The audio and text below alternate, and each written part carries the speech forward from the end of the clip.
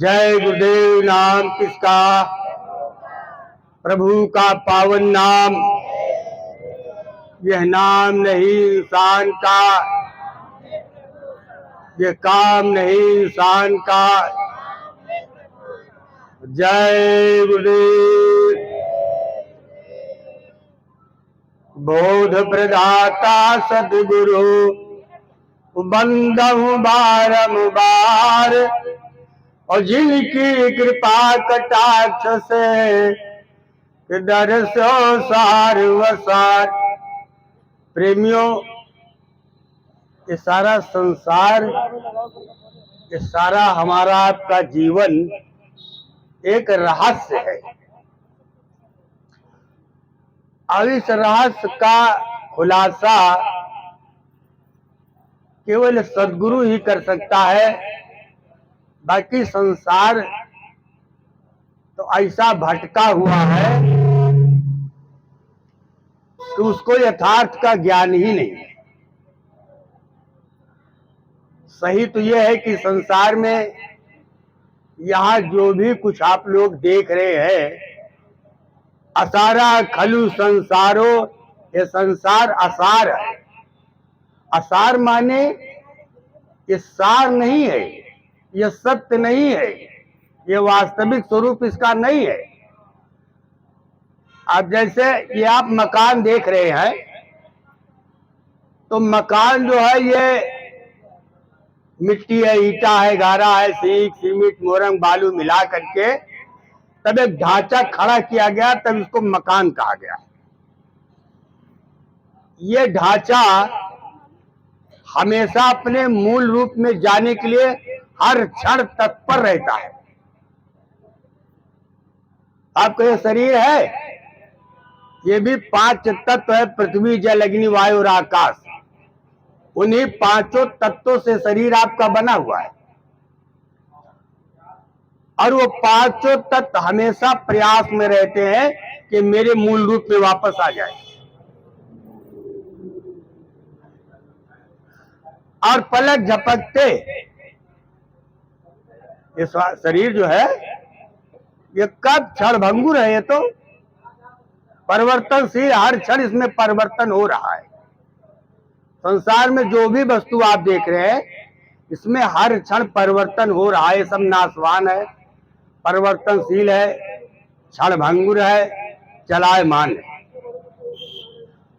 तो कौन सी ऐसी चीज है जो चलायमान नहीं है, परिवर्तनशील नहीं है, नाशवान नहीं है, क्षणभंगुर नहीं है, अजर है, अमर है, एक रस है?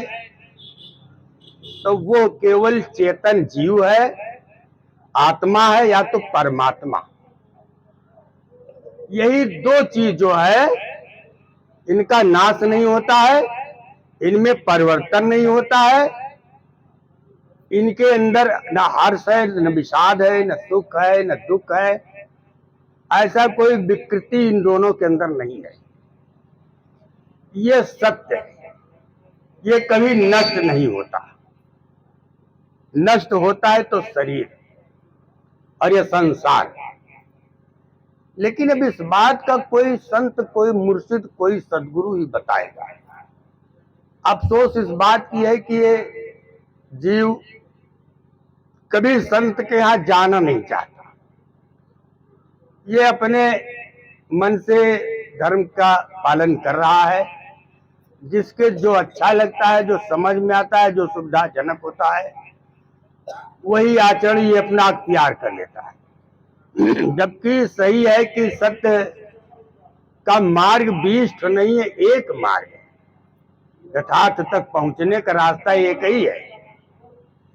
लेकिन अफसोस इस बात की है कि सत्य का भेद दे कोई सतगुरु, और 3 ताप देवे जार। सत्य का भेद देखिए, संसार में सत और असत ये 2 शब्द है, तो सत शब्द हर जगह जुड़ा हुआ है। जैसे सतग्रंथ क्या है, सतलोक क्या है, सतवाक्य क्या है, सत्संग क्या है, सत्यनारायण क्या है, सत्यचित क्या है, ये सब में सत्य शब्द जुड़ा हुआ है। ये सब में सत्य शब्द जुड़ा हुआ है, लेकिन नारायण ही सत्य है, सत्य ही नारायण है। लेकिन इसका खुलासा कौन करे, इसका विश्लेषण कौन करे, इस पचड़े से कोई पढ़ना नहीं चाहता। तो खैर, ये सारा डिस्कशन, ये सारी चर्चा, ये केवल मनुष्य शरीर में ही सुलभ है, और किसी शरीर से इसकी विवेचना नहीं की जा सकती। यथार्थ को, सत्य को, भगवान को, परमेश्वर को जाना नहीं जा सकता है। केवल मनुष्य एक ऐसा शरीर है। अच्छा, पहली बात, एक बात समझ लो, तुम तो मानुष हो नहीं, मानुष यही शरीर, इसी शरीर का नाम मनुष्य है। आप इस भ्रम में न रहिएगा कि मेरा नाम मनुष्य है, नहीं, इसी शरीर का नाम मनुष्य है। इस संसार में जितने जीव हैं, जीव तो असंख्य है, लेकिन ये सब शरीरों के नाम है। जीव यही रहता है, लेकिन कुत्ते के शरीर में डाल दिया जाएगा तो कुत्ता कहा जाएगा। जीव यही रहता है। कीड़े मकोड़े के शरीर में चला गया, पशु पक्षी के शरीर में चला गया, तो जिस शरीर में जाएगा उसी शरीर के आधार पर ही आचरण करेगा, उसी के हिसाब से व्यवहार करता है। तो कहने का मतलब कि तुम तो मानुष हो नहीं, मानुष यही शरीर, और जब तक तेरा शरीर है तभी तक तदबीर। जब तक तुम शरीर में हो तभी तक जो कुछ करना चाहो कर सकते हो, वो भी इसी शरीर में, मनुष्य शरीर में। किसी दूसरे शरीर में जब चले जाओगे तो वो सब भोग योनि है। जो मनुष्य शरीर में आपने कर्म किया है, शुभ अशुभ किया है, पाप पुण्य किया है, उसको केवल जीव भोगता है। तो और सृष्टि के जितने शरीर हैं, वो कुत्ता, बिल्ली, गाय, गोरू, भेड़, बकरी, चूटी, चूटा, सांप, बिच्छू, जो कुछ है वो सब भोग योनियां। उसमें जीव को कर्म करने का, भजन करने का, यथार्थ को जानने का, भगवान को प्राप्त करने का ऐसा कोई सुविधा नहीं है। सुविधा अगर है तो इसी मनुष्य शरीर में। इसीलिए मानसकार ने मनुष्य शरीर की बड़ी सराहना किया है और कहा क्या कि बड़ी भागी मानुष तन पावा, बड़ी भागी मानुष तन पावा, असुर दुर्लभ सद ग्रंथ गावा। ये मनुष्य शरीर के लिए स्वर्ग के देवी देवता लालायित है कि ये शरीर हमको भी मिल जाता। नर समान नहीं कवनहु देहि, और जीव चराचर याचत येहि। चर अचर जो पेड़ पौधे चल फिर नहीं सकते, ये भी जीवधारी है। ये 30 लाख हस्तावर खानी है, उसमें सब आते हैं, सब जीवधारी हैं। इनको भी अपने पराये का ज्ञान है, सर्दी गर्मी बरसात का एहसास होता है, इनको भी भूख प्यास लगती है, इनका भी जन्म मरण होता है। तो जो चलने फिरने वाले जीव हैं वो, और जो अस्थाई है पेड़ पौधे, ये सब उस परमात्मा से रातों दिन यही याचना करते हैं कि ये शरीर हमको मिल जाता तो मैं अपना काम बना लेता। और आपको ये शरीर मिला हुआ है। संतों ने इसकी बड़ी महिमा गाई है। क्या गाई है, मैं पढ़ रहा हूं, जल्दी की रचना है। अरे साधो तन की महिमा भारी, ऐसा दो तन की महिमा भारी। अरे नरे तन की महिमा भारी रे, साधो यह तन की महिमा भारी। अगले जन्म की देह भाग गुण कर्म इसी पे आधारित।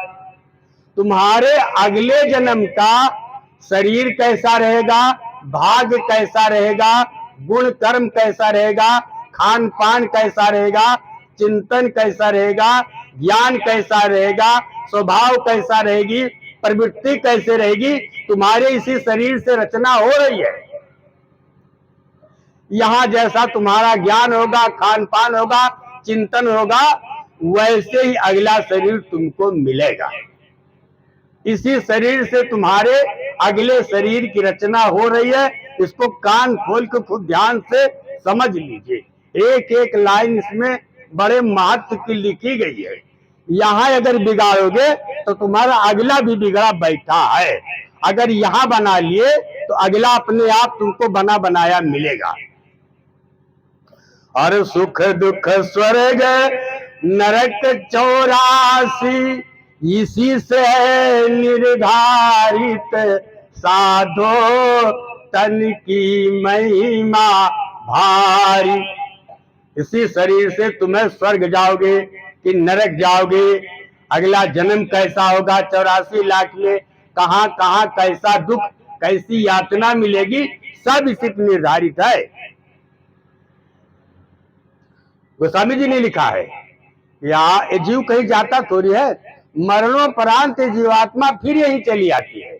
यही जहां इसका परिवार है, जहां इसका घर द्वार है, जहां बाल बच्चे हैं, यही जीव घूम के फिर वापिस आता है। वहां करी 4,84,000 अजोनि भ्रमत या जीव विनाशी। और कैसे घूमता है? फिरत सदा माया कर प्रेरा, माया से प्रेरित होकर के उसी पिछले गुण, पिछले स्वभाव, पिछले चिंतन के आधार पर ये विचरण करता है। तो साधो तन की महिमा भारी, इसी देह के बाद यमपुरी की होगी तैयारी। अब ये जब शरीर त्यागेगा ये चेतन जीव, तो इसको लेने के लिए यमराज आएगा। और शरीर जब त्यागा था, शेर चीता कुत्ता बिल्ली भेड़ बकरी चूटी चूटा, तो उसमें कोई जमदूत नहीं आए थे इसको लेने के लिए। यही जीव का प्राणांत होता है, यही दूसरा शरीर धारण कर लेता है। लेकिन जब मनुष्य शरीर से जीव का छूटेगा, तो अब लेने के लिए इसको धर्मराज के दूत यानी जमदूत यहाँ आएंगे, इसको लेकर के जाएंगे। और मारते पीटते वो तो विषय अलग का है, फिर कभी चर्चा। लेकिन ये कि ताड़ना देते हुए, प्रताड़ित करते हुए इसको जमपुरी ले जाके पहुंचाएंगे। इसका हिसाब होगा।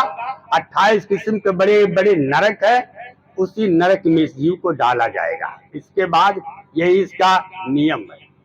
अब नरक में जाओ कि स्वर्ग में जाओ, यही के गुण कर्म से सारी व्यवस्था तय होगी। ये आपके ऊपर निर्भर है। तो चाहो तो सब इसी देह से मेटो संकट भारी रे, साधो तन की महिमा भारी। और चाहो तो इसी शरीर से नरक की यातना, जमदूतों की संगत, सब छूट जाए। प्रयास करो बस। तब जानते हो संसार में जीव 3 किस्म के होते हैं। विषयी, साधक, सिद्ध, सयाने। विषयी माने जो रातों दिन विषय वासना के चक्कर में लिप्त रहते हैं, भोगों में व्यस्त रहते हैं। उनका प्राणांत इन्हीं इंद्रिय द्वारों से, कहीं पेशाब के रास्ते से, कहीं मल के रास्ते से, कहीं आंख से, कहीं कान से, इन्हीं इंद्रिय द्वारों से उनका प्राणांत होता है। और दुर्गति होते हुए जमदूत लेकर के जाते हैं। और दूसरा होता है साधक। साधक माने जो भजन कर रहा है, साधना कर रहा है, सुबह शाम साधन भजन में बैठ रहा है, वो जीव सद्गुरु का हो जाता है। तो उसका जब प्राणांत का समय आता है, तो उसका सद्गुरु आता है, और सद्गुरु अपने साथ लेकर के जाता है। उस जीव को जमदूत छुएंगे नहीं। धर्मराज ने समझा रखा है कि 12 जीवों के पास तुम लोग नहीं जाओगे, उसमें 11 की बात छोड़ो और 12वें नंबर पर सद्गुरु आ जाता, जिसको सत्य का भेद मालूम हो जाता, जो यथार्थ को जान चुका है, अपने स्वरूप में उतर चुका है। आप लोगों को भी रास्ता बताया गया है आत्म स्वरूपस्थ होने का। ये भजन की क्रिया जो है, ध्यान की जो क्रिया है, ये अपने स्वरूप में उतरने की क्रिया है। आप आत्म स्वरूपस्थ हो जाए, अपने स्वरूप में चले गए तो समझो भगवान से मिल गए। आप अपने आप से जितना दूर है उतना अपने भगवान से दूर नहीं है। परमात्मा परमात्मा तो ठीक तुम्हारे सामने खड़ा है। आत्मा से नहीं दूर परमात्मा, आत्मा से नहीं दूर परमात्मा के देखिए ध्यान से तो दिखाई पड़े। को ध्यान से संसार से उपराम हो जाइए। चिंतन जो आपका चित्त की जो वृत्तियां हैं तो संसार से अलग हो जाए, एकदम उसी की तरफ लग जाए तो आपको दिखलाई पड़ने लगेगा। लेकिन जब तक आपकी वृत्तियां चिंतन संसार से जुड़ा रहेगा तब तक आपको निरूपण नहीं हो सकता। तुम तो दुनिया के रंगीनियों में फंसे तो कैसे आवाज उसकी सुनाई पड़े। उसका रूप भी है और उसमें आवाज भी है, दोनों बात है परमात्मा में। लेकिन तुम्हारी चित्त वृत्तियां संसार में है, इसलिए न उसका रूप आपको दिखाई पड़ता है और न उसकी आवाज आपको सुनाई पड़ती है। प्रयास करें तो दोनों चीजें आपको साक्षात हो जाए। तो साधो तन की महिमा भारी, जन्म मरण वा गर्भ यातना इसी से होगी जारी। ये आपको जन्मना मरना ये सही है कि अनादिकाल ही जब से सृष्टि की शुरुआत हुई है हम लोग तब आए हैं। जब सृष्टि की शुरुआत हुई है तभी हमारा आपका चेतन जीव संसार में आया है। और न संत के पास हम गए, न सत्संग सुने और न भजन किए, और नतीजा यह हुआ कि तब से जन्मते मरते आज तक चले आए। अब ये तो पता नहीं किस जन्म का पुण्य उदय हुआ कि हम लोग संत सद्गुरु के पास चले गए, तब ये अमोलक चर्चा, ये अमोलक ज्ञान आप लोगों के बीच में चर्चा चल रही है। ये भेद कोई संत सद्गुरु ही करता है, संसारी जीव इसके बारे में एकदम अनभिज्ञ है।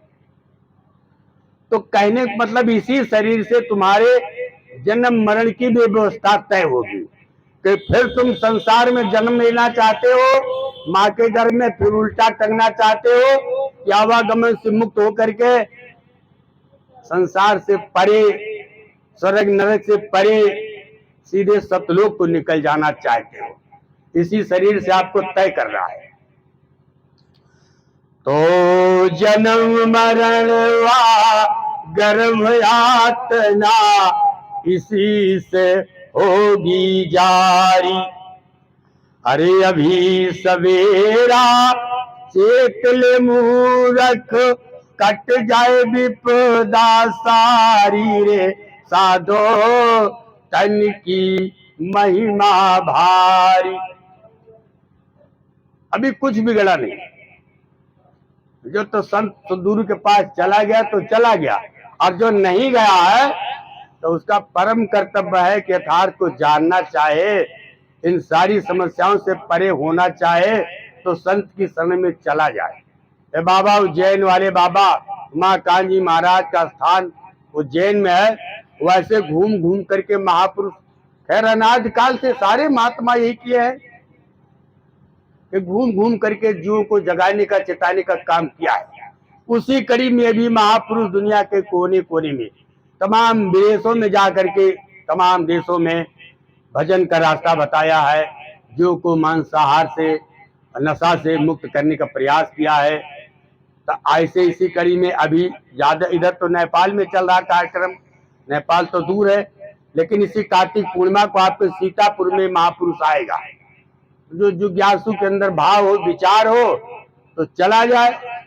सीतापुर बहुत दूर नहीं, जा करके वहां भजन का रास्ता जान ले, संत के यहाँ जाकर के नाम का रास्ता, भजन का रास्ता जान ले। आप आकर के अपने कुटी में अपने आत्म कल्याण का साधन करें। एक पैसा कहीं न पंडा न पुजारी को देना है, न तीर्थाटन, न देशाटन, न दान, न दक्षिणा, कुछ नहीं। यहाँ तक कि बड़े बड़े भंडारे चलते रहते, जाकर के अपना भंडारे में भोजन करना, अपना ओढ़ना बिस्तरा ले लेना, जा करके भजन का रास्ता ले करके चले, अपना आत्म कल्याण करना, दोबारा नहीं जाना। बाबा आपको चेला बनाने के लिए नियत से नहीं बना रहा, तुम्हारे कल्याण के लिए महात्मा परेशान रहते कि जीव का कल्याण कैसे हो। तो इस तरह से इसी कार्तिक पूर्णिमा को महापुरुष सीतापुर में आएगा।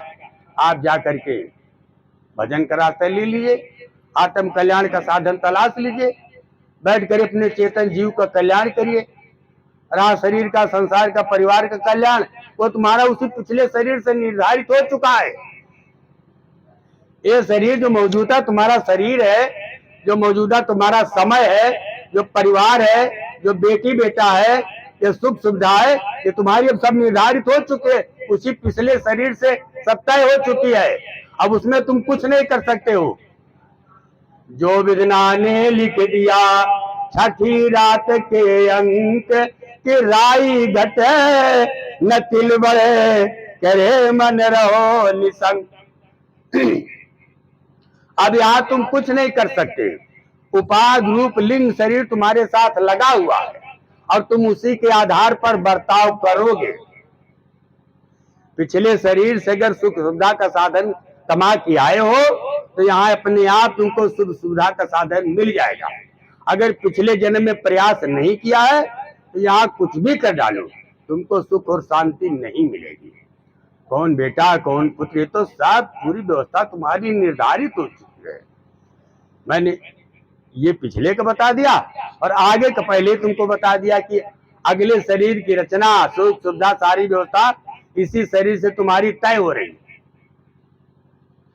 तो साधो तन की महिमा भारी, अरे नर से तू नारायण बन जा, तुझ में क्षमता भारी। इसलिए इस शरीर को नर नारायणी शरीर कहा गया। इसे अगर तुम मनुष्य का कर्म करोगे तो मनुष्य हो जाओगे, और मनुष्य से ऊपर उठ करके अगर तुम्हारे अंदर देवत्व आ जाए, अपने आत्म साक्षात्कार कर निरूपण कर लिया, भजन कर लिया, अंतर में उतर गए, आत्मा से परमात्मा का निरूपण हो गया, तो तुम ही नारायण हो सकते हो। तुमको तीनों कालों का ज्ञान हो जाएगा। ये कुदरत क्या करने वाली है आपको तुरंत पता लग जाएगा। देवताओं के स्वभाव में क्या चर्चा चल रही है, इसी शरीर से जानने वाले जान लेते। ये महापुरुष आखिर वही तो कर्म किया, क्या लोगों को आगाह कर रहा है, चेता रहा है, तरह तरह की घटनाओं से होशियार कर रहा है कि प्रेमियों होशियार हो जाओ। अब मजबूती के साथ इधर जब तक खिचड़ी है, मकर संक्रांति है, तब तक का मुहूर्त बड़ा अजीब बताया महापुरुष ने, और कहा कम से कम 24 घंटे में दिन रात मिला करके 5 घंटे तो भजन करना ही करना है तुमको। 2 बार सुमिरन करिए, पहले एक बार था लेकिन नहीं, अभी समय 2 बार, सुबह में भी शाम में भी, जब भी बैठो ध्यान भजन में 2 बार ध्यान से सुमिरन करो। और सुमिरन वास्तव में है क्या चीज?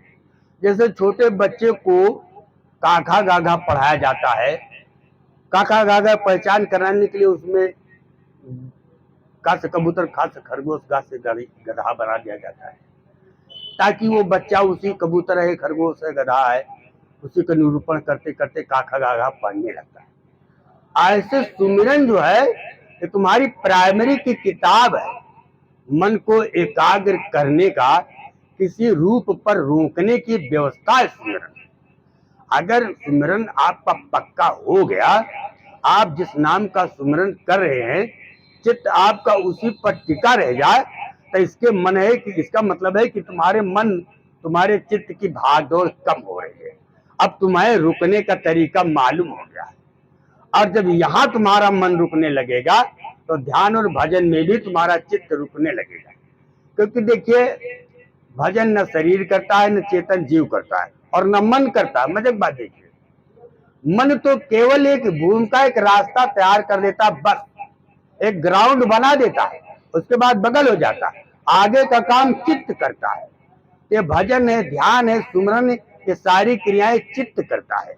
भक्ति चित्त से की जाती है। चित्त माने चिंतन। एक समय पर एक ही चीज का चिंतन कर सकते हो, दो चीज का चिंतन नहीं कर सकते हो। या तो संसार का चिंतन करो, या तो शब्द का चिंतन करो। तो चित्त से जो होता है भजन होता है। ऐसे क्या हुआ, एक ब्राह्मण के दो बेटे थे। ऐसे कई कथा प्रवचन में सुना, ये संसार में जीवन व्यर्थ करना है, चल करके कहीं संत महात्मा तलाश करके भजन का रास्ता ले, अपना आत्म कल्याण करें। तो घर से निकल पड़े त्रिवेणी संगम के लिए, वहीं तमाम महात्मा मिलेंगे। जाने लगे, शाम हो गई तो दोनों भाई एक ब्राह्मण के यहाँ रुक गए, भोजन प्रसाद किया, रात्रि विश्राम किया। जब सुबह चलने का हुआ तो बड़ा भाई तो जल्दी जल्दी तैयार हुआ, लेकिन छोटा भाई अलमस्त बैठा है। बड़े ने कहा, क्यों, क्या बात है, चलना नहीं? अरे ठीक है बात, चलिए, हम 2 दिन बाद आएंगे। अरे बोला, पागल है क्यों, तू 2 दिन क्या रुकेगा? यहाँ तेरा कौन हितैषी मिल गया तो तू रुक रहा है? अरे भैया तुम चलो, मैं आऊंगा, 2 दिन बाद आऊंगा, यहाँ तमाम लोग हैं, रोक रहे। तो बड़ा भाई जान गया। वही बगल में एक वैश्या का घर था, और उसी वैश्या से छोटे भाई को मोह हो गया, आसक्ति हो गई, लगाव हो गया। अब उसी के मोह में रुक रहा है। बड़ा भाई डांटा, बोला, पागल हो गया तू? अरे घर परिवार छोड़ करके, खेती गृहस्थी छोड़ करके, और भगवत भजन के लिए तू घर से निकला है, यहाँ बीच रास्ते में एक अधरा वैश्या के मुंह में पड़ करके, और तू नरक के रास्ते जा रहा है, पागल कहीं के? तो तुम्हें आत्म कल्याण की परवाह नहीं है? तो कामातुराणाम भयम न लज्जा। छोटा भाई बिगड़ गया, बोला, देखो ऐसा है कि तुम अपने आत्म कल्याण का साधन करो और मेरे पीछे परेशान ना हो, आप हमको उपदेश न दीजिए, जाइए आप। बेचारा बड़ा भाई चला गया। तो बड़ा भाई तो चला गया त्रिवेणी संगम पर, और छोटा भाई उठा तो वैश्या के घर चला गया। अब वैसा क्या जाता, गाय गोरू चराता, बाल बच्चों की सेवा करता, जूठा मीठा जो कुछ मिलता उसी में खाता गुजर करता, खरी खोटी सुनता, अपमान सहता, लेकिन बेशर्मों की तरह वहीं रहने लगा। अब बड़ा भाई त्रिवेणी संगम पर गया, गंगा जी में स्नान करता, भंडारे में भोजन करता, मंदिर में पूजन करता, साधु संतों का सत्संग सुनता। ऐसे दोनों का समय पूरा होने लगा। जब बड़े भाई का समय पूरा हुआ तो उसको लेने के लिए जमदूत आए और मार पीट के ले जाकर के नरक में डाला। और छोटे भाई का जब समय पूरा हुआ तो भगवान के पार्षद विमान लेकर के आए और ले जाके बैकुंठ में डाले। तब तो चेले ने गुरु से कहा, सरकार ये कैसे हो गया है? अरे त्रिवेणी संगम पे कथा प्रवचन सुनता था तो वो तो नरक हो गया, और ये वैश्या के घर में खरी खोटी सुनता था और गाय गोरू चराता था, और ये बैकुंठ कैसे चला गया? तो गुरु महाराज ने जानते हो क्या कहा? बोले, बच्चा ऐसा है, वो बड़ा भाई बैठा तो जरूर त्रिवेणी संगम पर था, लेकिन चिंतन उसी छोटे भाई का है, अब ये मेरा भाई अवश्य ही नरक हो जाएगा।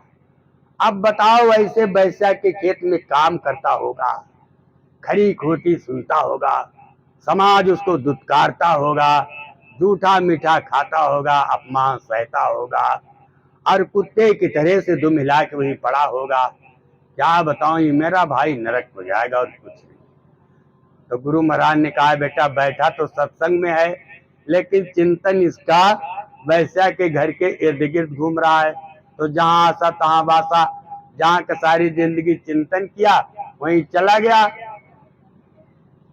तो मन तो दिया कहीं और है कि मन तो दिया कहीं और है, और तन साधुन के संग, तो कहे कबीर कोरी गगी, अरे कैसे लागे रंग।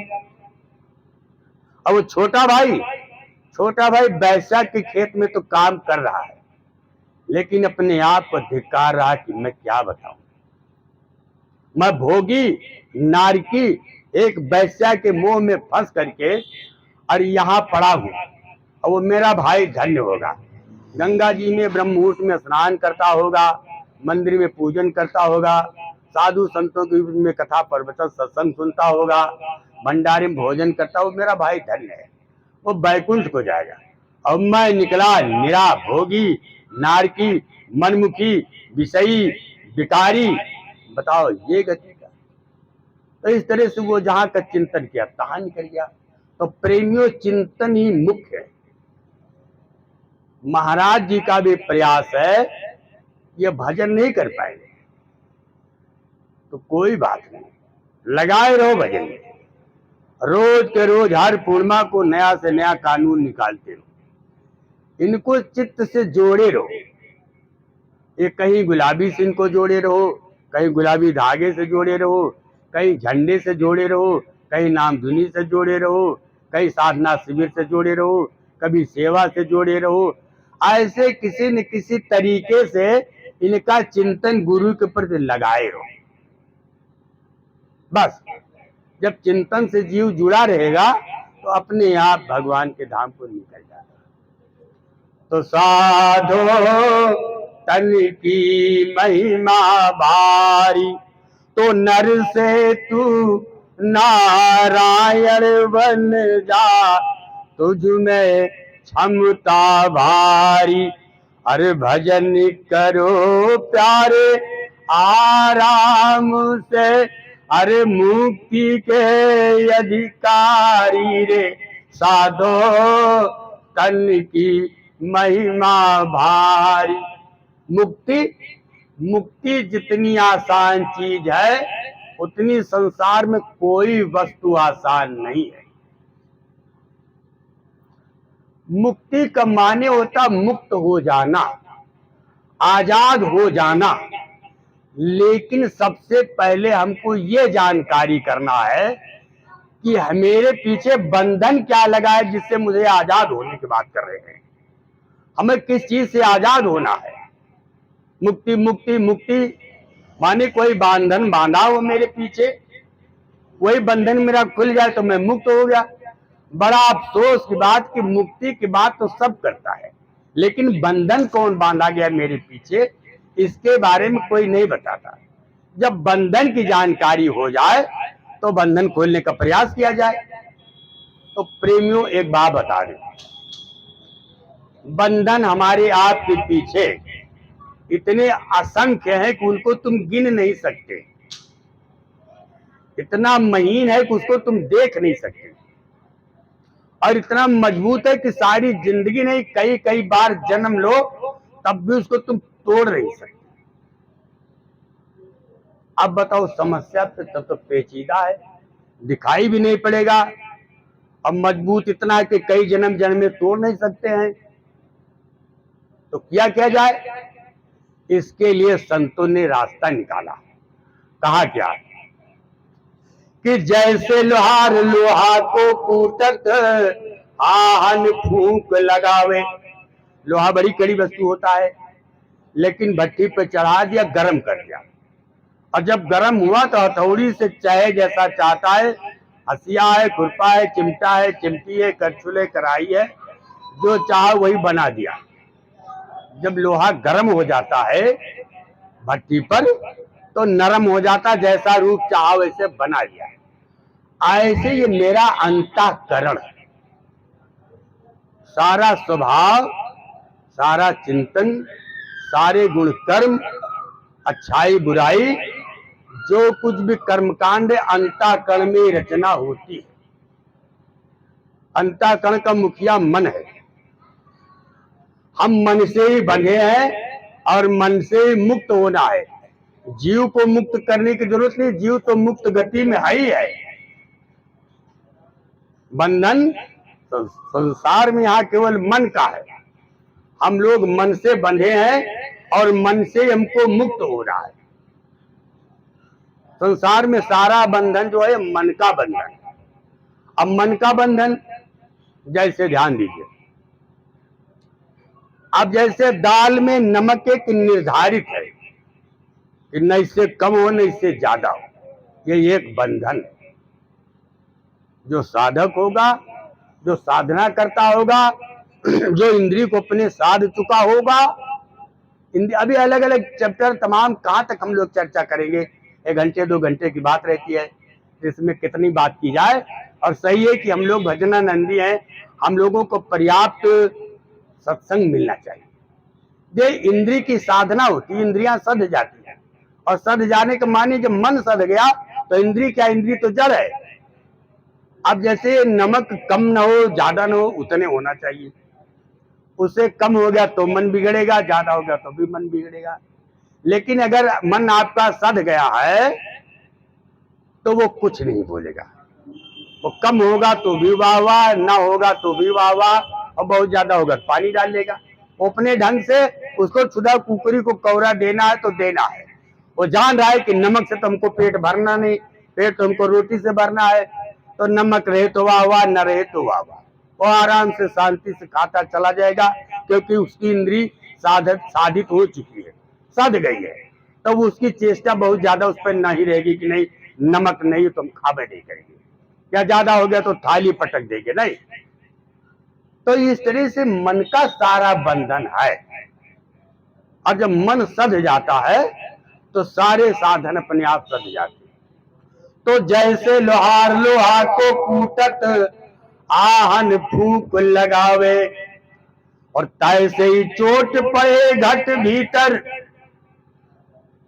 अगर आप भजन कर रहे हैं, अगर आप भजन कर रहे हैं तो समझ लिए एक योग की अग्नि है भजन, और उसमें अंतःकरण की सकाई हो रही है। उसमें मन है, बुद्धि है, चित्त है, अहंकार है, ये चारों की सकाई हो रही है। और जब सकाई हो गई तो बिया जमता नहीं है। कितना भी बढ़िया बिया हो, लेकिन चना हो, मटर हो, उड़द हो, मूंग हो, धान गेहूं, कोई भी बीज हो, जरा सा आंच में सकाई कर दो तो बिया जमेगा नहीं।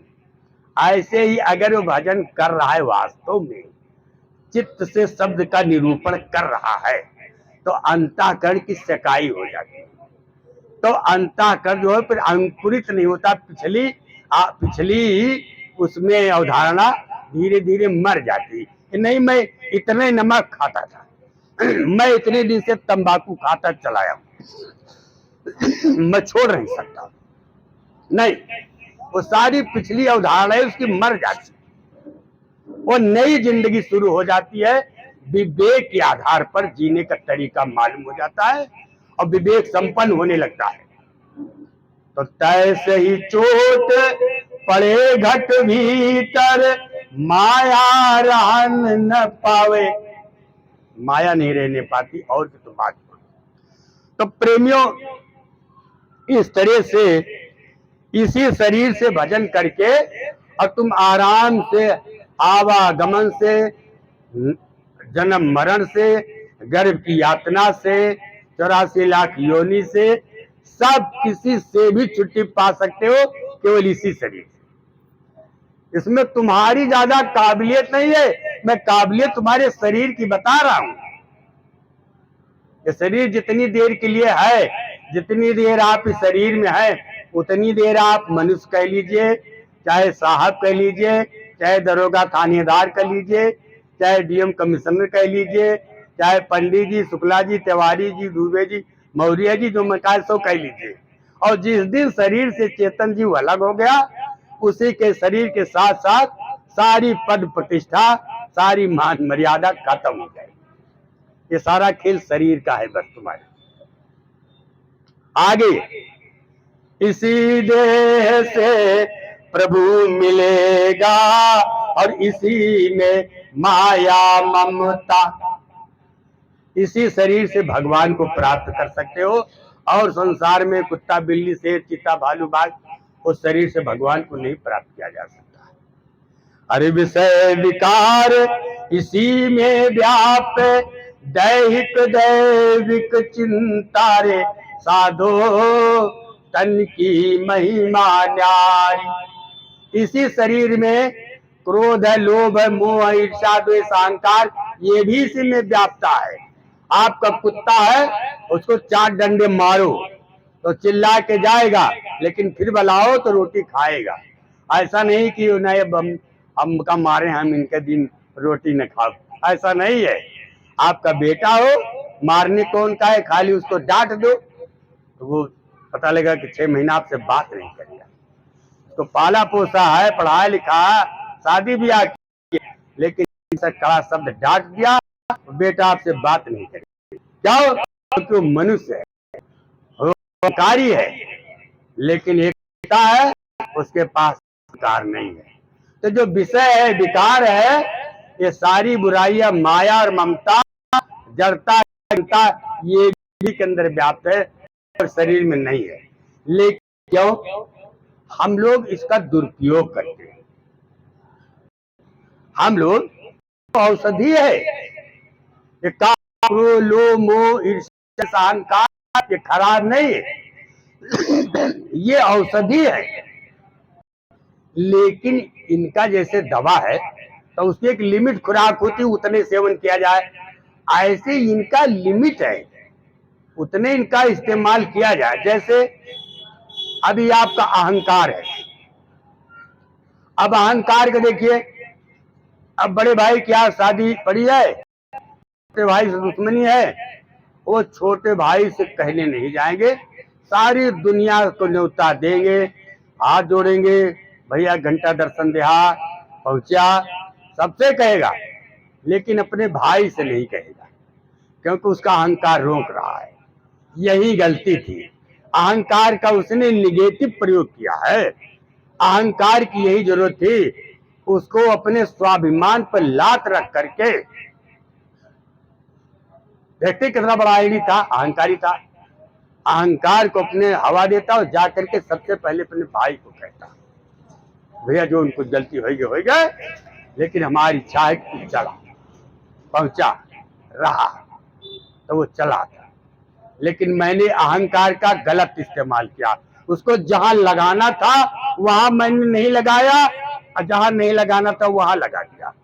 अहंकार माने ऐड़बाजी, कितने ऐड़बाज हो, तंबाकू खाते हो, बीड़ी पीते हो, गुटखा पान खाते हो, अब कितने बड़े अहंकार हो, फेंक दो, पुड़िया फाड़ के फेंक दो, तंबाकू की पुड़िया चीर के फेंक दो, और तब देखे कितने बड़े ऐड़बाज हो कि उसको न छुओ, तब तो समझे कि हाँ तुमने ऐड़बाजी को बढ़िया इस्तेमाल किया।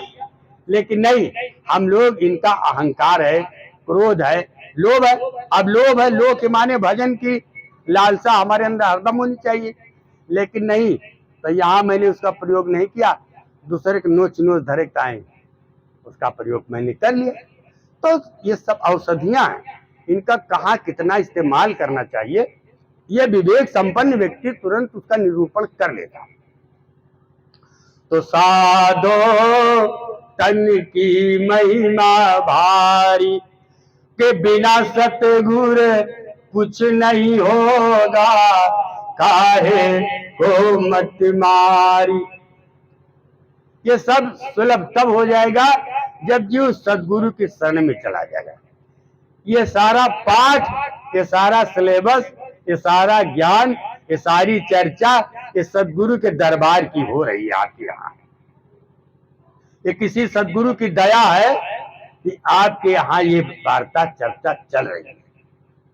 कोई संसारी कथावाचक इन बातों पर चर्चा नहीं करेगा, और करेगा तो वो सदगुरु के यहाँ गया होगा तभी कर पाएगा, नहीं तो नहीं।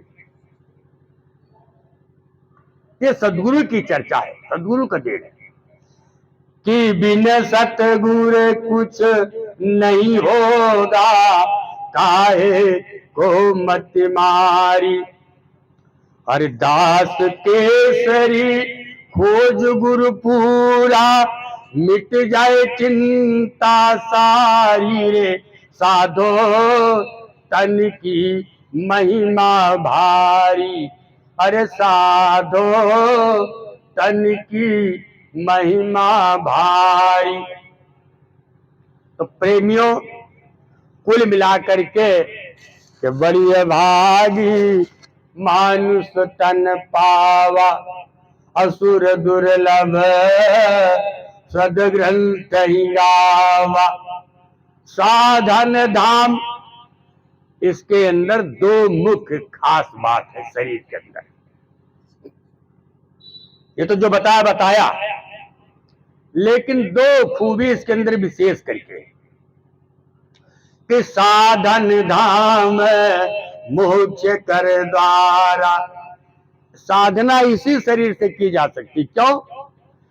क्योंकि यूं तो सृष्टि के सारे जीव पांचों तत्वों से बने हैं, पृथ्वी जल अग्नि वायु और आकाश, लेकिन सब में तत्व बराबर नहीं है। मनुष्य शरीर एक ऐसा है जिसमें पांचों तत्व बराबर है।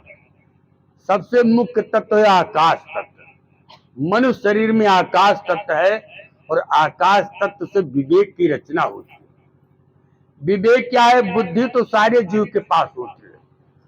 आपकी गैया खुल जाएगी, खूंटे से तो सामने खेत है, वो जाके खाना शुरू कर देगी। इतनी बुद्धि उसके पास है कि ये खाने योग्य है, यहां जाऊं तो खाने को मिलेगा, खाएगा। लेकिन उसके पास विवेक नहीं है कि मेरी वजह से किसी को नुकसान हो रहा है, अगर जान जाएगी तो मारेगा। ये काम केवल मनुष्य शरीर में व्यवस्था है। केवल मनुष्य शरीर में ही जीव को विवेक की प्राप्ति होती है और कहीं विवेक की प्राप्ति नहीं है। तो साधन धाम और भजन में, भक्ति में विवेक सबसे पहला सोपान है। विवेक का होना बहुत जरूरी है, नहीं तो क्या जरूरत है भगवान की हमको। आदमी जब बुद्धि होगी तो बुद्धि से यही सोचेगा भगवान से हमको क्या लाभ है, हम क्या क्यों फालतू फाय करके मरे। क्योंकि भक्ति का रास्ता बहुत कठिन है, बात जान लो। अरे डगर बड़ी अनबन कैसे चला जाए हो, डगर बड़ी अनबन भक्ति करा सहज नायतना। हर भक्ति करा सहज नायतना, जितना ही दुनिया घूम रंगाए रे, डगर बड़ी अनबन कैसे चला जाए हो। भक्ति का रास्ता इतना आसान काम नहीं है। जो संसार 9 दिन नवरातम आवा तो पता लगा दाढ़ी बार रखा लीन, चप्पल जूता छोड़ दीन, उघारे घोड़े घूमत आए और 9 दिन भूखा आए और समझ लिया कि भैया चाय पिया हो, कुल्हड़ में दिया गिलास में ना आए। अब वो का ना संभाल पाई, तम्बाकू खात रहे, गंधौरी चीज ना छोड़ पाई, चप्पल जूता छोड़ दिन, दाढ़ी बार बनाओ छोड़ दिन, आलू गंजी खाए लागे, रोटी चावल दाल छोड़ दिन, एकदम कुल के, लेकिन बुराई अब को ना गए। बीड़ी पियत रहे, तम्बाकू खात रहे, गुटखा खात रहे, सब खाता है। यहाँ तक कि गए ऑफिस में बैठा है, मुक्किला कहा कुछ खर्चा बर्चा ला है, नहीं साहब लाए तो नहीं। अच्छा तो ठीक है, जब आप मार खर्चा बर्चा लेके आया तो वह लागे फाई मिली। 9 दिन यू भूखा है, 9 दिन यू फरहार करता है, चप्पल जूता ना पहनता है, लेकिन अब बैठा है तो जुगाड़ में है। ऐसे हमरे तोरे यहाँ है 9 दिन सबही कतरो जनी भूखी रहा थी, लेकिन झूठाऊ न बैठे 10 मिनट की दुर्गा माई किए हुए काव कर थी, काव करे बलाई, 10 मिनट बैठ के उनके चिंतन कबन की हुई। बल्कि वो क्रोध है, लोभ है, मोह है, ईर्ष्या द्वेष है, अहंकार है, पर निंदा, ये बराबर रोजमर्रा की नाई जैसे पहले रहा वैसे नरोत्तमो हुआ, कौन मत छेड़खानी ना की। तो ऐसे में दुर्गा जी जानते हैं कि इनका जैसे है इनका ऐसे रहा दिया, इनके ऊपर दया कर बहुत खतरनाक काम था। तो वास्तव में दया तो ईश्वर की दया बराबर बरसती रहती हर जीव के ऊपर, लेकिन अफसोस इस बात की कि मेरे अंदर वो पात्रता नहीं। ऐसे क्या हुआ, बलक बुखारी के बादशाह कबीर साहब क्या रहता था, तो चक्कर में थे कि गुरु महाराज दया कर दे, हम भी जाए कुछ भजन करें। और राजा होकर के कबीर साहब क्या रहते थे, अपना लंगोटी छाटते थे, कुटी बाहर पानी भरते थे। तो कबीर दास की पत्नी ने कई दिन कहा कि आपके ऊपर दया कर दीजिए, जा करके भजन करें। बताए कि राजा महाराजा हो करके आपके यहाँ चटाई बिछा के जमीन पर लेटते सेवा करते हैं, आपके अंदर दया नहीं आती। कबीर दास ने कहा देवी एक बात बता दें वो ठीक है, सीधे सीधे दिखाई पड़ रहे हैं, लेकिन अभी इनके अंदर बादशाही गई नहीं है। इनका क्रोध, इनका अहंकार एक तो कम नहीं है। ये भले कुटी बहार रहे, चलने तो जैसे चले। करे कहा पागल बनते हो, हम तो देखते बेचारे बड़े सीधे साधे। अरे कहीं कितने बड़े बड़े सीधे साधे, मैं तुमको बताता हूँ। एक काम करो, कल जब नदी की तरफ जाने लगे दिशा मैदान के लिए, तो तुम पीछे से जरा सा नजर बचा करके और थोड़ा करकट इनके ऊपर फेंक देना। कहा ठीक। अब बादशाह के पोशाक में तो रहते नहीं थे, सादे पोशाक में रहते थे। तो सुबह उठे कुटी से और नदी की तरफ जाने लगे दिशा मैदान के लिए। तो लोई ने क्या किया कि घर का जो बहारा टारा करकट था, चुपके से नजर बचा के पीछे से फेंक के बगल हो गई। अब इनके ऊपर जो करकट, क्या बताएं, न हुआ बलक बुखार। एक बादशाह अभी खाल खिंचा करके भूसा भर देता, पता नहीं कौन बदतमीज गिरा दिया, करकट सारा कपड़ा गंदा हो गया। अरे छटका के रह गई। कबीर साहब ने कहा देखा ना, अभी इसके अंदर से बादशाही गई नहीं है, अब तुम कहती हो दया कर दो। अभी दया कर दे, जिसके ऊपर कोपित हो जाए तो मारे बर्बाद कर देंगे। ये जैसे हैं इनको ऐसे रहने दो, अभी ये उस लायक नहीं है। यही गति हमारे लोगों की भी है, यही गति हम आप लोगों के अंदर भी है। हमारा अहंकार मरा नहीं है, हमारा क्रोध कम नहीं हुआ है, जबान पर संयम नहीं है, जीभ पर संयम नहीं है, तृष्णा पर कमांड नहीं है, क्रोध पर कोनो पकड़ नहीं है। शरीर बेकाबू हो जाता, क्रोध आता है, लोभ आता, जरा सी देर में जीव भाग जाता है। तो दया कहां से होगी भाई? मतलब पात्रता तुम्हारे अंदर आनी चाहिए। तो दया के योग्य हो जाओ तो दया की धार तो बराबर चल रही है। दया बाहर से लेना नहीं है। तुझी में सीता राम तेरा है, तुझी में राधे श्याम तेरा है। बाहर कहीं कुछ नहीं है।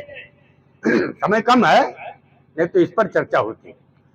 तो तुझी में सीता राम तेरा है, तुझी में राधे श्याम तेरा है। अपना आप जगा ले, हो जा पल्ली पार, माझी क्यों रोता मजेदार। अरे तुम्हारे संकट काटने वाला कोई आएगा नहीं। ये भ्रम नहीं लेना कि राम आकर के हाथ पकड़ के खींच के किनारे कर देंगे, कि कृष्ण आएंगे हाथ पकड़ के तुमको उस पार कर देंगे। पार तो तुमको खुद चलना होगा, तुम्हें अपनी मंजिल अपने पैरों पर तय करना होगा प्यारी। तो माझी क्यों रोता मजेदार, हे माझी क्यों रोता मजेदार। तो लोई मान गए कि सही बात है, अभी ये दया के योग्य नहीं। पहले 6 महीने फिर राजा। अब धीरे धीरे विचार बदल गए। सत्संग सुनते सुनते सुनते सुनते भाव विचार बदल गया। अब उनके अंदर जो निर्दयता थी, जो क्रोध था, वो क्षमा में बदल गया। अभी देखो, मैंने चैनल पे, मेरा चैनल एक तो है, आप शुक्ला जी बीकापुर जब सर्च करेंगे तो आपको एक चैनल मिलेगा। उस पर मैंने अभी जल्दी में एक वीडियो डाला है कि कारण जानो, भक्ति क्यों फलीभूत नहीं हो रही, भक्ति क्यों फलदायी नहीं होती है। उसका कारण यही कारण है कि जीव के अंदर वो काबिलियत नहीं। काम क्रोध मद लोभ ये और नाथ नरक के पंथ। ये काम क्रोध मद लोभ मोह ईर्ष्या द्वेष अहंकार, ये सब नरक को जाने वाली सीढ़ी के पादान है। और इन पर जिसने भी पैर रखा है वो दुख है, अशांति है, नरक है, उसी तरफ को गया है। वो शांति स्वर्ग की तरफ जाने का रास्ता नहीं है।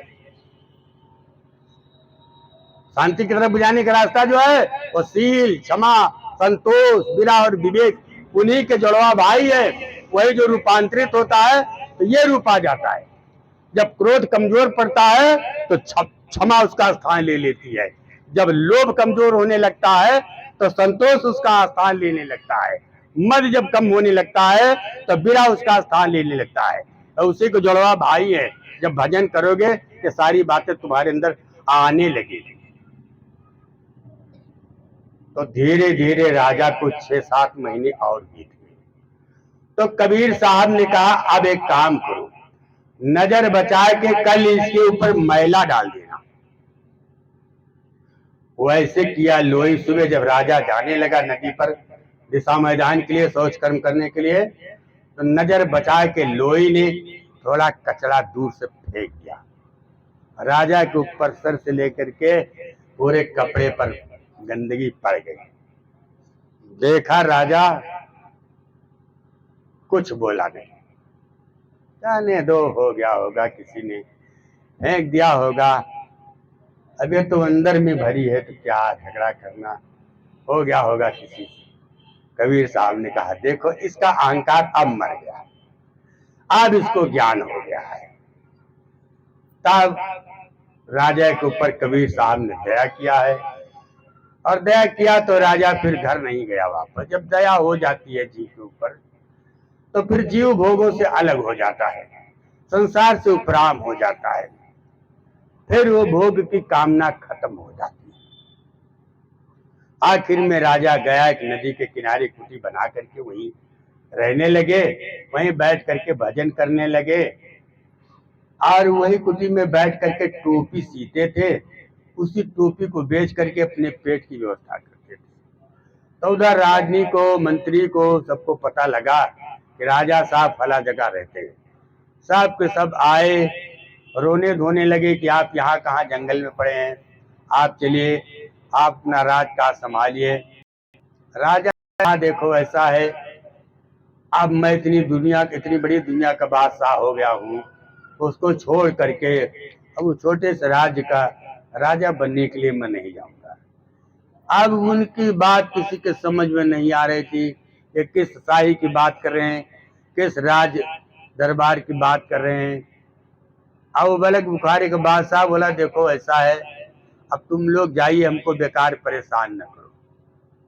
मेरा राज्य की सीमा कितनी लंबी चौड़ी हो गई मैं खुद नहीं जानता हूँ। अरे बोले राजा साहब आप क्या पागलों जैसी बात करते हो।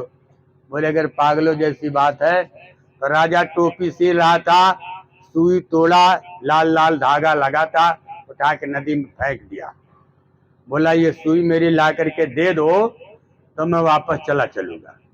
अब रानी भी हंसी, मंत्री भी हंसा, बोला सरकार इतनी अथाह नदी में, दरिया में ये तुम्हारी नन्ही से सुई और तागा यहाँ कौन तलाश पाएगा। बोले यही तो कमी है। अब देखो मेरा शासन कितना विस्तार हो गया है, मेरी प्रजा कहाँ तक है इसका तुमको तो पता नहीं है, और मैं बता दूं। लाओ भाई लाओ, मेरी सुई निकाल के दो। तुरंत एक मछली मुंह में पकड़ कर सुई किनारे ले आई। राजा ने कहा जाओ देखो वो सुई, वो देखो मेरी हुकूमत कहाँ तक चली हुई है, क्या करें, इतनी बड़ी हुकूमत छोड़ के मैं जाऊंगा। मछली के मुंह से तागा सुई निकाल के बोले पहचान वही तो है। बोले हाँ सरकार मान गए। बस सब के सब चुप मार करके चले गए, और मान गए कि अब इनको इस माया ममता में बुलाना नहीं, अब इनका विस्तार कहीं और का हो गया है, तो ठीक है इनको उसी दुनिया में चला जाएगा। तो प्रेमियों सारी सहूलियत, सारा रास्ता हम लोगों को बताया गया है, लेकिन दुर्भाग्य इस बात